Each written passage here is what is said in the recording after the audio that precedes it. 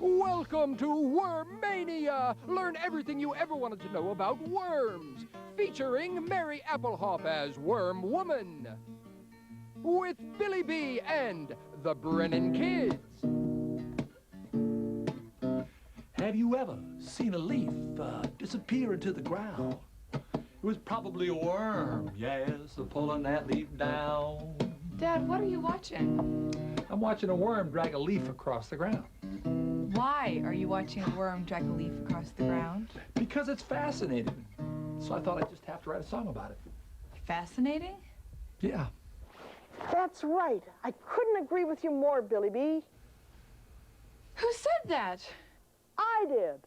I'm Mary Applehoff, the worm woman from Kalamazoo, and I speak for the worms. Dad, she just talked to us. How did she do that? Call it magical, call it techno-mystery. Let's call it following the script, Dad. Number one son speaks the truth. Anyway, Dad, I need a ride over to Jessica's. And since James failed his driving test... Well, excuse me. That leaves you, Dad. Can I get a ride? Sure, as soon as I get done writing the song. How long is that going to take? About a half hour, or maybe shorter if you both help me. That's what you get when you have a songwriter for a father. Have you ever seen a leaf disappear into the ground? Was probably a worm, yes, pulling that leaf down.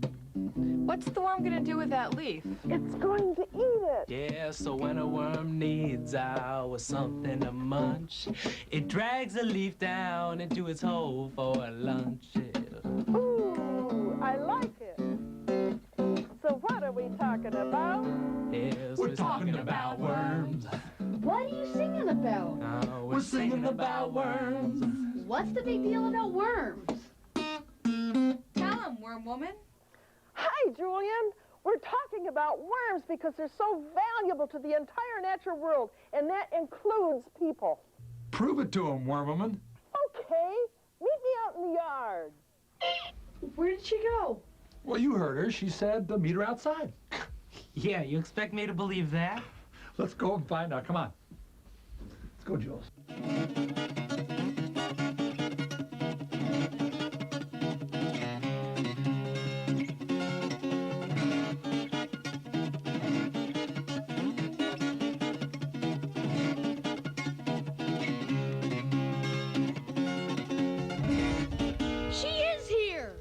She has a really weird outfit on. She looks like some sort of patrol guard. That's not too far off, James. You might say I'm on worm patrol. I go where the worms go. That's where it's wet and dirty.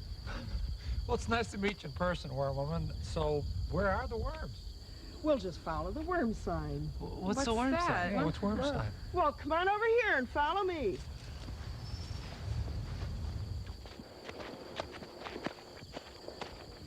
When you look closely, you'll find these little irregular piles of worm manure.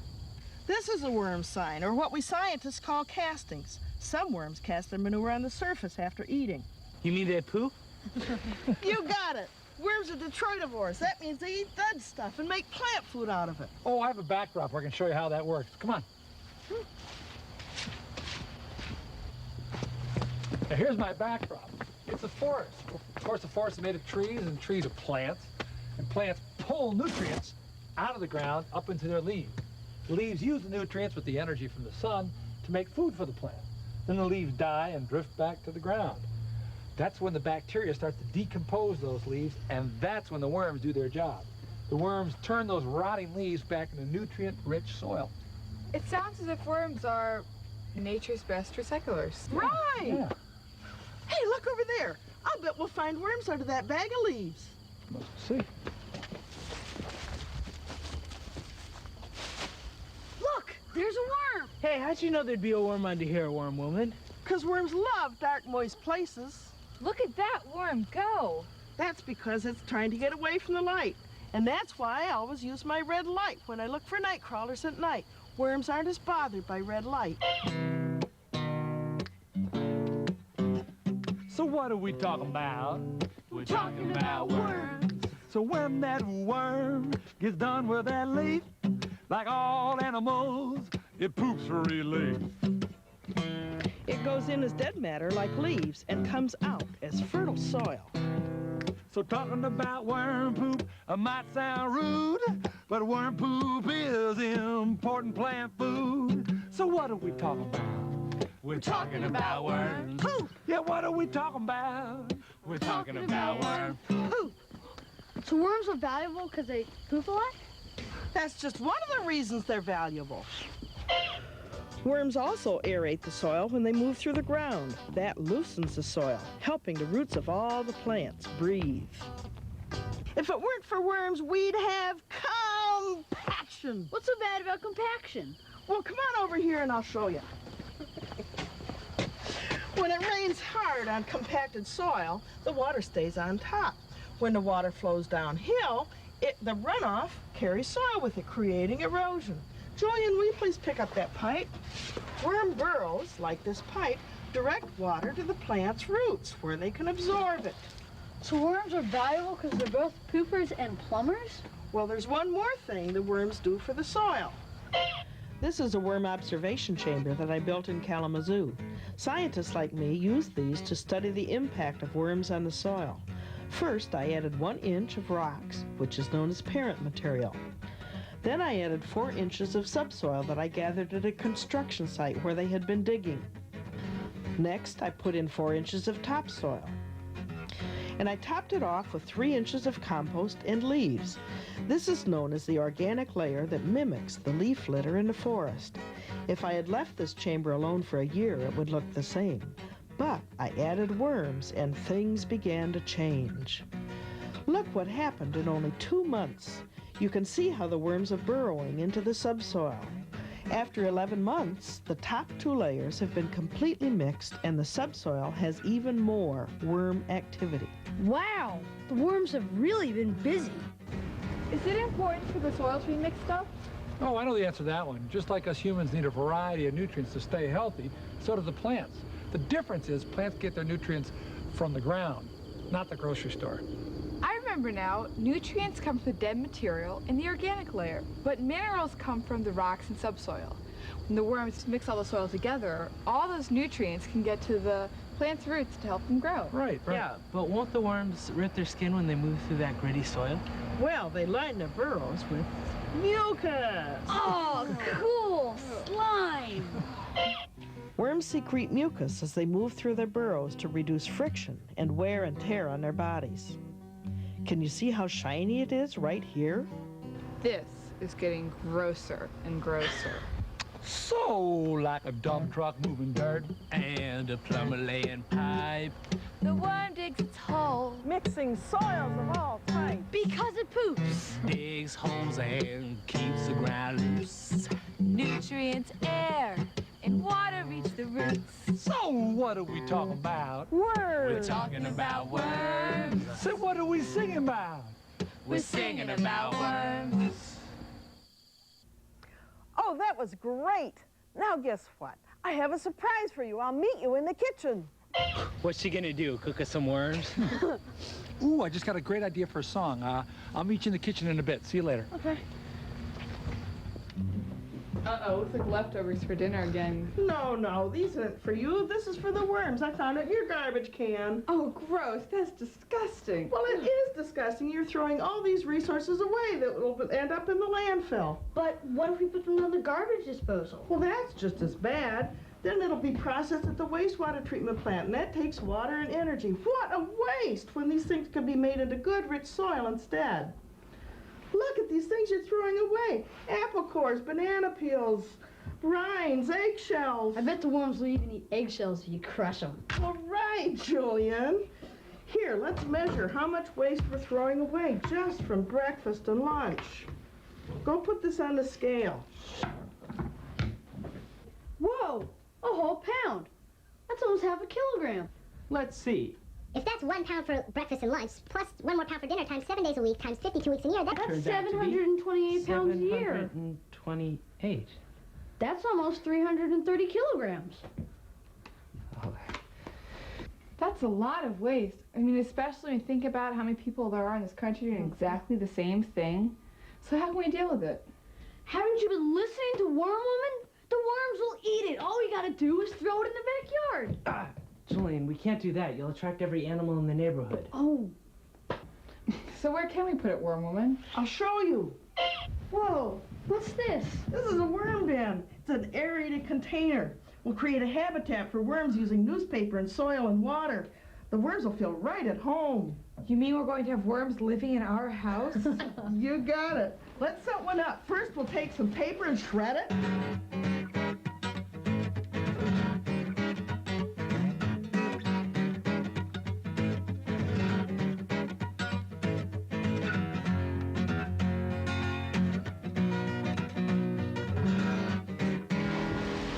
Oh, that'll make great bedding. The worms will eat it, you know. Okay, Julian, now you can sprinkle some garden soil on there. Sure.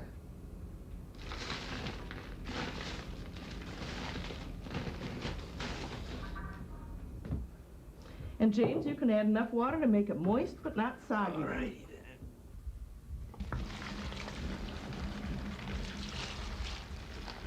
Good job. That's plenty, I think. Now, Shannon, you can mix it up with this worm fork. Okay.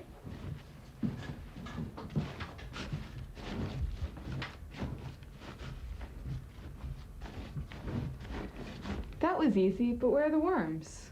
Right here. Cool. How many worms you gonna put in there? Oh, about 1,000. Oh, be careful, Julian. Don't mash it. It's fragile, you know. So, what kind of worms are these? Icenia fetida. Icenia fetida? That's a scientific name. But you can call them redworms if you want. Here's a good example. The redworm on the melon rind has distinct stripes like a tiger.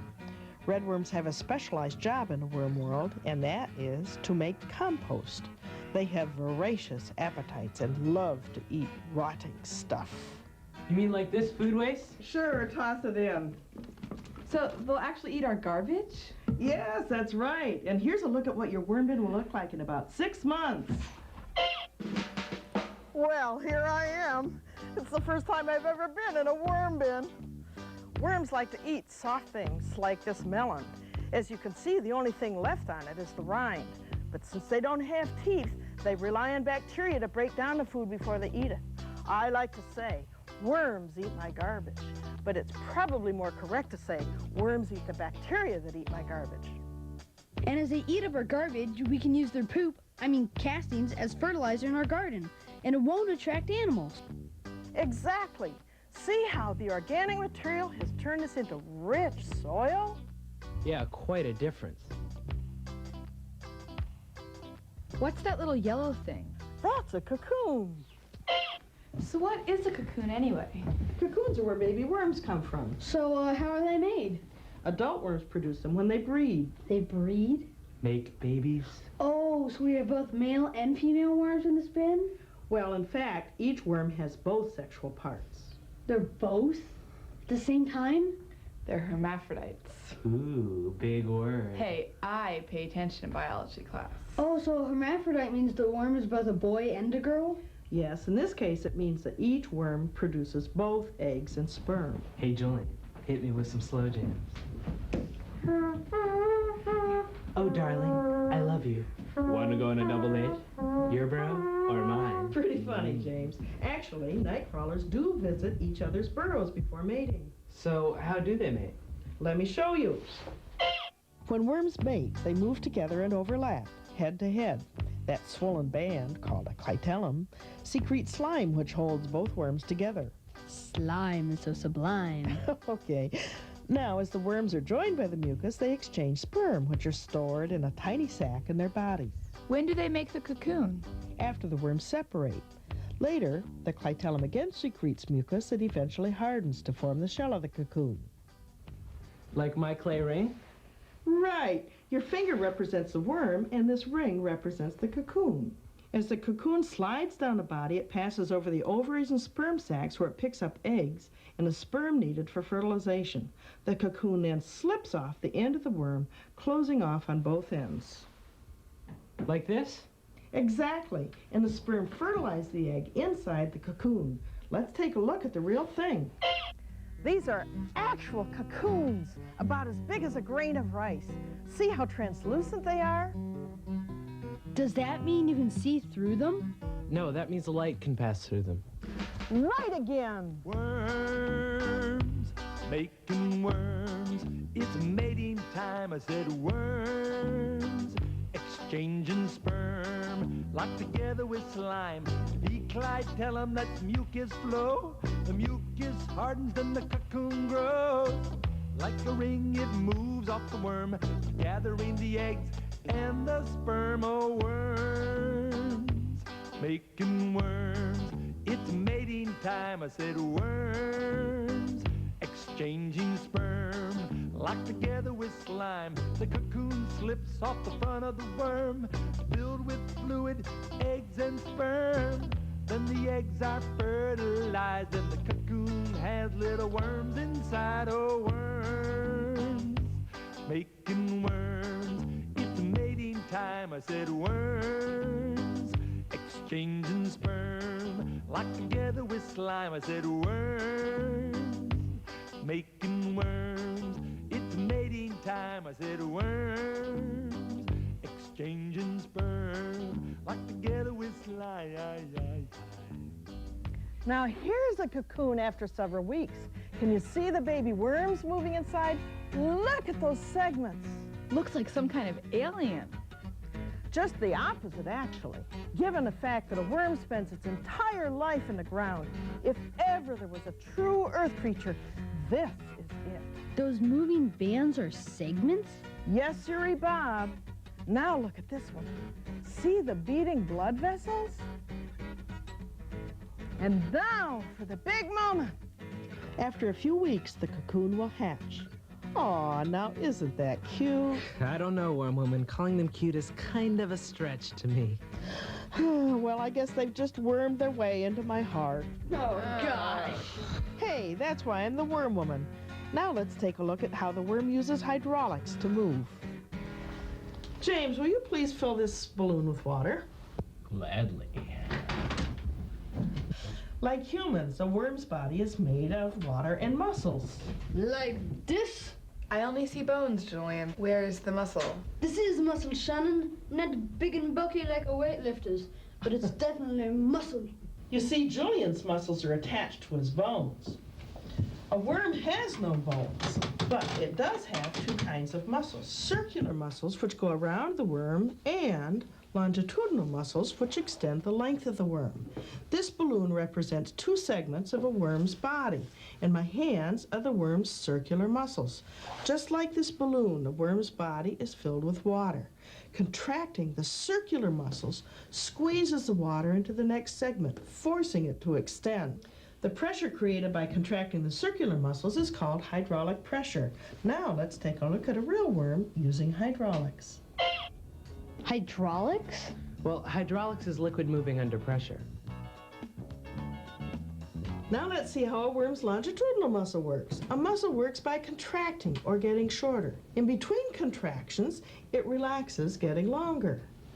With the rubber worm, let's pretend that all the circular muscles are contracting, forcing the longitudinal muscles to relax. See how the head moves forward? Now, if the longitudinal muscles contract, what happens to the tail end of the worm? The tail end moves forward. Right. Now let's look at the real thing. So let me see if I've got it. The worm alternately contracts the circular muscles and the longitudinal muscles, causing the front end to bulge forward. That's right. You're really catching on. So what holds the front end of the worm to the surface? I mean, they don't have fingers to help them.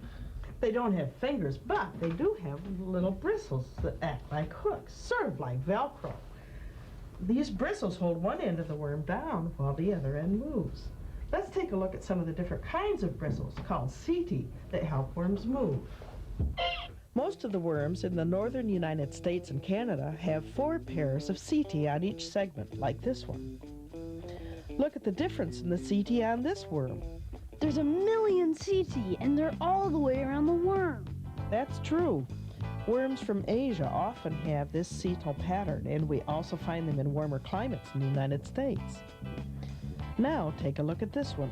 Cool. A worm with its own fish hooks. I like to call this one bristlebutt, and it's found in tropical countries deep within the soil. Yeah, it looks like the ultimate all-terrain worm. But no matter what they look like, CT act like little brakes against the surface, holding that part of the body down while another part moves. Who's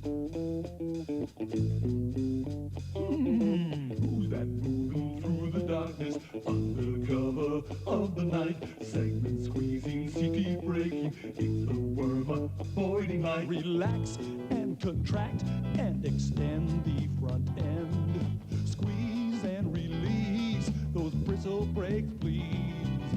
CT traction, hydraulic action. It's the squirming worm physiology. Ooh. I also think that CT may have another purpose, although it's never been fully proven. Doesn't it look as if the CT are collecting food as the worm moves? This worm certainly seems to be using its CT like a lint brush to gather up all sorts of plant matter. Who's that moving through the darkness under cover of the night? Segment squeezing, CT breaking. It's the worm avoiding light. This worm sees you and it's ready to bite. Cool it, Julian. Actually, Julian, a worm has no eyes and it doesn't have teeth, but it does have a mouth. Well, how can they find their food if they can't see? By sense of touch. Oh, so kind of like when Shannon's reaching around the upper pantry for chocolate she's not supposed to eat? I'm gonna kill you. You're right on the money, Julian. Let's take a look. Here's the worm gathering food using its sense of touch. This worm is even making a hook out of its body to grab that piece of grass and pull it towards its burrow. After the grass begins to rot, the worm will eat the bacteria. Did you ever see how wide a worm can open its mouth?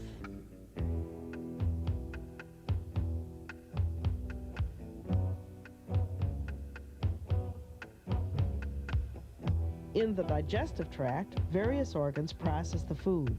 First, it's stored in the crop, then it passes to the gizzard. I thought only chickens have gizzards. They do, but worms have gizzards too, and that's what grinds up the food.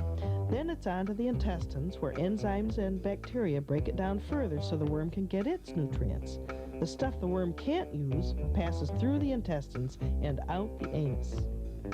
Worm anatomy, like a tube inside a tube.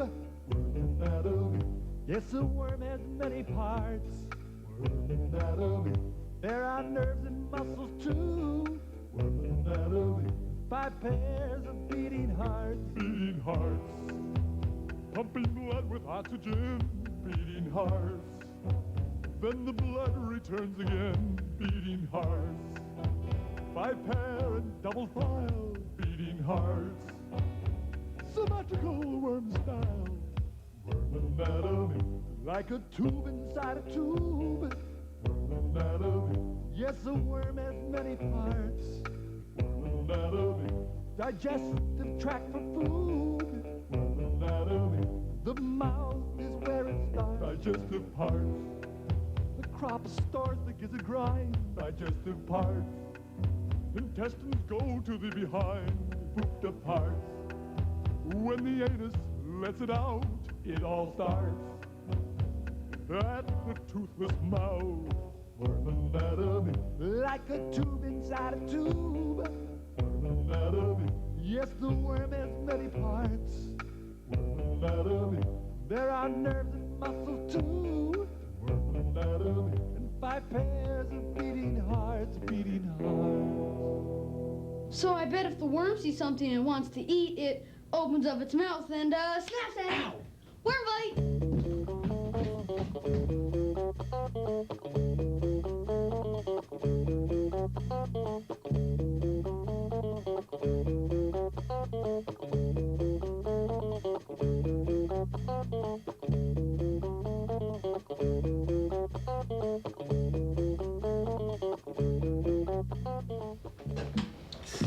Bum, bum, bum, bum. Jules, what happened? He just learned a lesson in hydraulics. Oh, James. James, just wait until you go to sleep tonight. You're gonna wake up without a million worms in your bed. No, go dry off, Jules. Go ahead. Listen, Dad, I really do have to go to Jessica's. We have to leave now. I just kept on doing the worm song. You guys want to hear it? Gee, I'd love to, Billy B., but I've got to go find the world's longest worm. Bye now. Have fun with your new worm bin. See you later. Thanks. Bye, thanks. Oh. Dad, we have to go right now. You promised. But James, how about... I just remembered. I've got something important to do. Yeah, I don't get no respect around here. Come on, Dad. Have you ever seen a leaf disappear into the ground? It was probably a worm, yes, pulling that leaf down. So when a worm needs something to munch, it drags a leaf down into its hole for lunch. So what are we talking about? We're talking about worms. So when that worm gets done with that leaf, like all animals, it poops for relief. So talking about worm poop might sound rude, but worm poop is important plant food. Because it poops. Digs holes and keeps the ground loose.